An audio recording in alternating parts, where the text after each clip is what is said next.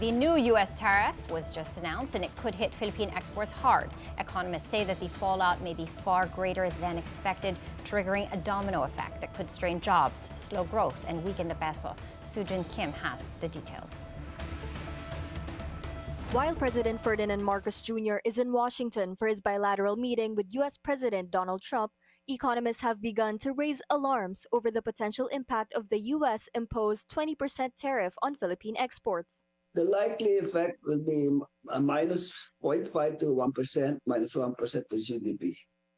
With fiscal space tightening and tariff pressures mounting, experts reassess the economic strategy under the Marcos administration. Dr. Victor Abola of the University of Asia and the Pacific stresses that exports are not the economy's primary driver of growth. So it's really domestic demand that is driving the economy. But Abola warns that if exports slump further due to higher tariffs, growth could be indirectly affected. A bigger threat, he says, is the possible diversion of Chinese products away from the U.S. and into the Philippines. This is the bigger worry. The imports from China will grow because they cannot enter the U.S. So if we import more, our deficits will be larger, our trade deficits will be larger. And that means slower GDP growth and unemployment.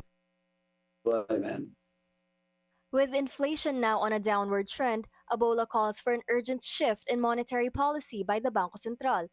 He forecasts 2025 inflation to hit just 1.6%, well below the BSP's 2 to 4% target.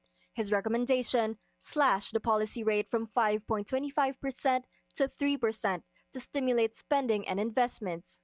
Abola also urges the BSP to boost the country's gross international reserves, not through borrowing, but by buying dollars directly. His warning: if the strong peso policy is maintained, the trade deficit will widen, and jobs that could have been created locally may end up moving abroad. Jin Kim, Billionaire News Channel.